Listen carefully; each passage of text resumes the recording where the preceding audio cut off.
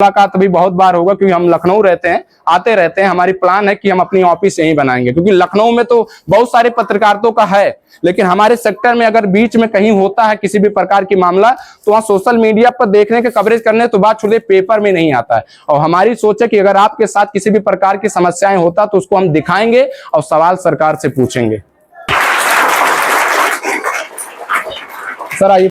तो private sector में जाके सर से भी बड़े टीचर बन सकते हैं और बहुत सारे ऐसे हैं एजुकेशन के रास्ते पर कि जाकर आप बहुत सारी कामें कर सकते हैं, अपना नाम रोशन कर सकते हैं। तो जरूरत इस बात को लेकर है कि सिर्फ डिपेंड आप पढ़ाई के साथ रहिए, लेकिन डिपेंड इतना ना रहिए कि सरकारी नौकरी मिला तो ठीक है और नहीं मिला तो फिर हम कुछ जीवन में नहीं कर पाएंगे। आज सर अगर सरकारी नौकरी नहीं पाए हुए लेकिन आप लोग के बीच में भविष्य को बनाने के लिए खड़े हुए हैं, तो ये खुद तो नौकरी नहीं पाए हैं लेकिन इनके मार्गदर्शन से अगर आप लोग चलेंगे तो बहुत सारे बच्चे ऐसे होंगे जो वो सरकारी नौकरी पा सकते हैं, बहुत सारे सेक्टर में जा सकते हैं। तो जरूरत इस बात को लेकर है कि आज एजुकेशन के रास्ते पे हम लोग हमारे बस्ती जिला में देखा जाए तो 70% मतलब नॉर्मली देखा जाता है। हम बिहार के देखिए तो सबसे ज्यादा IAS PCS, सबसे ज्यादा वैज्ञानिक इंजीनियर सबसे ज्यादा है और बिहार में सबसे ज्यादा बेरोजगारी भी है लोग कहते हैं, लेकिन आज उससे ज्यादा बेरोजगारी हमारे उत्तर प्रदेश में है। तो समस्या का विषय ये चीज है कि आप लोग जिस फील्ड में आप लोग चल रहे हैं, सेक्टर में आप लोग खड़े हैं, कापी कलम उठाए हुए हैं, तो इसका सबसे बड़ा आप लोग का योगदान है। और योगदान इस बात को लेकर है कि आप लोग के पास पैर सलामत है, आप लोग के पास हाथ सलामत है। अभी एक सूरज तिवारी IAS हुए थे जिनका पैर कट गया था, आप लोगों ने देखा, 2022 के शायद वो थे। तो आप लोग शिक्षा को इस तरीके से ग्रहण करिए कि सरकारी नौकरी मिला तो ठीक है, नहीं प्राइवेट सेक्टर में हम लोग अपना नाम बना सकते हैं। तो हम लोग का विकल्प ये चीज है, वो अंकित कुमार है, थोड़ा सा इधर आइए, ये अंकित कुमार जी हैं, ये LLB भी करते हैं। LLB के साथ में ये बहुत सारे स्कूलों में जाते हैं और जाकर ये बच्चों से क्वेश्चन करते हैं, फिर उनको जिस तरीके से पुरस्कार देना रहता देते हैं। हमारे तक सूचना है, ये फेसबुक से नंबर निकाले, उन्होंने कहा कि सर हमारा कवरेज कर लीजिए, इंटरव्यू कर लीजिए। मैंने कहा आप करते क्या है? उन्होंने बताया रील बनाते। तो रील तो कई तरीके से बनाया जाता है, लेकिन जब इनका रील देखा तो एजुकेशन को लेकर है। तो जो हम लोग फैसिलिटी और सारी सुविधा नहीं पाए हैं, आवाज अगर वो दे रहे हैं, क्योंकि हम लोग को अगर पुरस्कार मिल रहा, चाहे वो 1 रुपए का सामान मिले चाहे 1 लाख रुपए का, वो गर्व का प्रतीक होता। क्योंकि जब हम लोग जिस टाइम में पढ़ रहे थे पुरस्कार कोई देने वाला नहीं था। आज सांसद विधायक के द्वारा आप लोग चाहे इतिहास को रच लीजिए, आप खाली पुरस्कार नहीं पाएंगे। तो समस्या का विषय ये चीज है कि ऐसे ऐसे युवा को और बच्चों को बढ़ाने की जरूरत है, क्योंकि इनका मनोबल अगर बढ़ेगा, सोशल मीडिया के माध्यम से शिक्षा को लेकर दिखा रहे हैं, क्वेश्चन को पूछ रहे हैं, साफ सुथरा वीडियो बनाते हैं, तो जरूरत है ऐसे लोग को सपोर्ट करने का। तो अंकित कुमार है, सलादीपुर ही बगल में इनका घर है। और ये दिनेश सर हैं, हालांकि आज हमारी इनका मुलाकात हुआ लेकिन सोशल मीडिया के माध्यम से लगातार मुलाकात होता रहता। बहुत अच्छे हैं ये भी सर, बहुत अच्छे हैं, बहुत सारी वीडियो को बनाते हैं, दिखाते हैं। अब आप लोग जानेंगे कि सर कैसे हैं। हालांकि मेरे तरफ से और मेरे हिसाब से तो सर बहुत अच्छे हैं। कुछ शिकवा शिकायत आप लोग का होगा, मैं ये भी जान सकता हूं कि सर के द्वारा, लेकिन कहते हैं कि जो शिकवा शिकायत करते हैं वो शिकवा शिकायत ही करते रह जाते हैं। जो शिकवा शिकायत को त्याग कर आगे बढ़ने का प्रयास करते हैं, वो दिनेश सर के पढ़ाए हुए रास्ते से जाकर वो आगे मंजिल को पा सकते हैं। तो जरूर इस बात को लेकर कि दिनेश सर के लिए एक बार ताली जोरदार आप लोग बजाइए।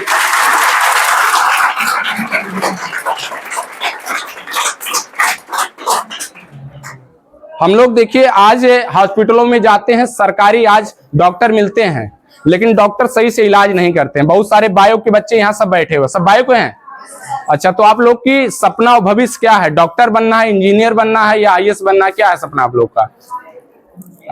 आप चाहे डॉक्टर बनिए, चाहे आप पुलिस बनिए, चाहे IAS बनिए, आप लोग की जरूरत इस बात को लेकर है कि ईमानदारी का काम करिए। ईमानदारी का मतलब ये चीज हो कि आज के समय में ईमानदारी का काम करने वाला कोई नहीं है। थाने पर जाइए तो घूस देना पड़ता है, सरकारी हॉस्पिटल में जाइए तो भी घूस देना पड़ता है, या उसके साथ में कोर्ट कचहरी में जाइए तो घूस बनना चाहता है। तो आप लोग आज से कसम खाइए, क्योंकि मैं ऑन कैमरा रिकॉर्डिंग करता हूँ, 1.5 साल से मैं काम कर रहा हूँ। मुख्यमंत्री से लेकर डिप्टी CM से लेकर मैंने सभी का कवरेज किया हूँ, लेकिन मैंने 1 रुपया किसी का चाय पीने का नहीं लिया हूं। आवाज बहुत सारे लोग कहते हैं कि पत्रकार जो है वो सरकार के ऊपर बिक चुके हैं और सरकार की दिखाते हैं, लेकिन ऐसा कुछ नहीं है। आप अगर अपनी नजरिया और सोच को बदलिए तो बहुत सारे ईमानदार लोग हैं, जैसे कि सर हैं, दिनेश सर, वो ईमानदारी पूर्वक पढ़ाते हैं। शिक्षा व्यापार बना तो दिया गया, लेकिन आप आइए लखनऊ जाइए, प्रयागराज जाइए, या आप किसी सेक्टर में जाइए कहीं पर, तो वहां पर देखिए शिक्षा कम लेकिन पैसे से तौल किया जाता है। तो शिक्षा आज वही ग्रहण कर पा रहे हैं जिसके पास में पैसे है। लेकिन ऐसे से दिनेश सर के द्वारा अगर जो टीचर ईमानदारी पूर्वक पढ़ाते हैं, ऐसे से लोग को मनोबल बढ़ाने की जरूरत है। तो मेरा मानना है कि अगर आप लोग यहीं से कसम खाते हैं और ये सोचते हैं कि आगे चल के हमें ईमानदारी का काम करना है, तो लड़ाई को लड़ा भी जा सकता है, इस उत्तर प्रदेश का विकास भी हो सकता है और बेरोजगारी खत्म भी हो सकता है। उसके साथ साथ में हम लोग अपने रास्ते पर जा सकते हैं। तो आप लोग किसी भी सेक्टर में रास्ते में जाइएगा तो आप लोग का सपना और आप लोग का कर्तव्य होना चाहिए कि ईमानदारी का आप लोग काम करिए। जो 300 400 500 रुपए आप लोग फीस देते हैं, तो फीस का आप हिसाब लीजिए। एक महीने में आप देखिए कि मैंने कितना सारा पढ़ाई को पढ़ा है और 400 500 रुपए जो हमारे पिताजी देते हैं उसका मैंने सारा का सारा मैंने सर से पढ़कर वसूला है कि नहीं वसूला है। तो ये भी आपका होना चाहिए, जिम्मेदारी आप लोग का होना चाहिए। माता पिता आपको सिर्फ रास्ते पर ले जा सकते हैं, लेकिन रास्ते पे चलकर मंजिल पाने का काम आप लोग का है। सर सिर्फ पढ़ा सकते हैं, आपको ज्ञान दे सकते हैं, लेकिन आप लोग को मंजिल पाने के लिए संघर्ष खुद करना पड़ेगा। तो बस हमारी मनोकामना है आप लोगों का जो राय है, आप लोग की जो सपना, उस पे जाइए, अच्छे रास्ते पर चलिए कि ईमानदार आप पुलिस बनिए, ईमानदार डॉक्टर बनिए, ईमानदार आप डीएम बनिए, आईएएस पीसीएस बनिए, वैज्ञानिक बनिए, लेकिन कभी भी घुसखोरी वाला काम मत करिए। क्योंकि 8/22/16 के कमरे में तो डीएम का तैयारी तो करते हैं यूपीएससी का, लेकिन जब वो पा जाते हैं तो उसके बाद में जब रिश्वत मिलने लगता है तो फिर उनकी बदल जाता है मनोकामना। तो जैसे जिस तरीके से भगत सिंह थे, अंबेडकर जी थे, उनके रास्ते पे चलने का प्रयास करिए। मायने ये नहीं रखता है कि हम अंबेडकर जी को टेक ओवर कर लेंगे, लेकिन मायने इस बात को रखता है कि अगर हम लोग उनके रास्ते पे चलेंगे तो आज हो या कल हो या परसों हो, हम अगर रहेंगे उस लायक तो 10 लोग हमारा बड़ाई करेंगे। तो बस यही हम कहना चाहेंगे कि आप लोग की भविष्य में जो भी बनना चाहते हैं वो हमारे तरफ से आप लोग को शुभकामनाएं है कि भविष्य में जाइए, अपने माता पिता का नाम रोशन करिए, अच्छे से पढ़ाई करिए, सर के मार्गदर्शन पर चलने का प्रयास करिए, कभी भी रूल को आप लोग तोड़ने का प्रयास ना करिए और रूल के साथ में चलिए। क्योंकि शिक्षा और मंदिर इसे कहा जाता है, जो स्कूल होता है, जो सर पढ़ाते वो हमारे लिए भगवान है। क्योंकि हम लोग संस्कार के साथ साथ में हम लोग अगर शिक्षा ग्रहण करते हैं तो कहीं ना कहीं वो ऐसे ऐसे टीचरों की वजह से ही पढ़ते हैं। तो जरूरत इस बात को लेकर है कि आप लोग मेहनत करिए, संघर्ष करिए और अपने आप को आप उस काबिल को बनाइए जो आज हम लोगों ने नहीं पाया है। हम लोग प्राइवेट सेक्टर में हैं, आज सर भी प्राइवेट सेक्टर है, लेकिन आप लोग की भविष्य की सरकारी सेक्टर में जा सकते हैं। नहीं, बहुत सारी सेक्टर ऐसा प्राइवेट है जो ऊंचाइयां आप छू सकते हैं। तो आप लोग को मनोकामना है, शुभकामनाएं हमारी तरफ से कि आप लोग आगे बढ़िए, ईमानदार बनिएगा। क्योंकि आज जैसे कि अंकित का सोच है, मैंने अंकित का बढ़ाया, मैंने अंकित का कहा कि जब भी हमारी जरूरत पड़ेगा तो आप बताइएगा, जिस लाइन में आप जाते हैं बहुत बढ़िया लाइन है, आप बताइएगा, हम लोग को जो हो पाएगा। लेकिन आज 1.5 साल से काम कर रहा है, कोई सांसद विधायक अभी बुलाकर पुरस्कार नहीं देने का काम किया है। बिहार में छोटे छोटे क्रिएटरों को सांसद विधायक बुलाकर और पुरस्कार भी देते हैं और सम्मानित भी करते हैं, लेकिन वो 1.5 साल से काम ईमानदारी पूर्वक कर रहे हैं। कौन दिया है? ये सर है, दिनेश सर, कितना भी ज्ञान दे लें, पढ़ा लें, लेकिन कोई नेता विधायक कभी भी नहीं बुला के दिनेश सर को बड़े मंच पर और पुरस्कार देगा, ना सम्मानित नहीं करेगा। क्यों ऐसा होता है? हम लोग का उत्तर प्रदेश में ऐसा क्यों?